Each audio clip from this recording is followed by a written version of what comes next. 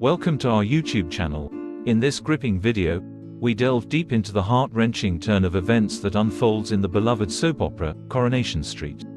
Join us as we explore the tragic demise within Paul Foreman's captivating storyline that will leave you shocked to the core. Coronation Street airs tragic death in Paul Foreman's storyline. Friday's episode finished with a sad scene. Coronation Street has aired the tragic death of Paul Foreman's close friend Shelley Rossington. The two have bonded in recent months over their MND, motor neurone disease, diagnoses, and Paul has confided in Shelley about his plans for an assisted death. In Friday's episode, Paul was still refusing to use his wheelchair even though he now struggles to walk. Paul was clearly frustrated and got even more upset when he found out his mum Bernie had been sorting some electric goods addressed to Shelley to make some quick cash.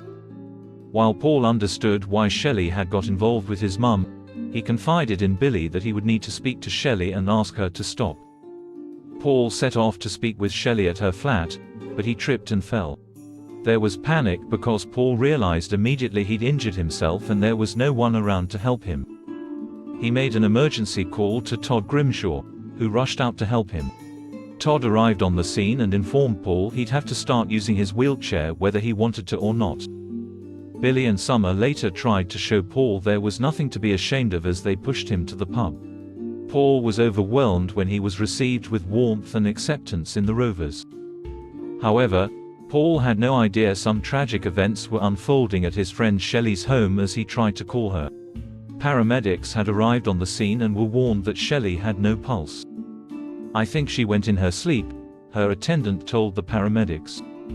The storyline will continue unfolding next week as Paul has to process the heartbreaking loss of one of his closest confidants.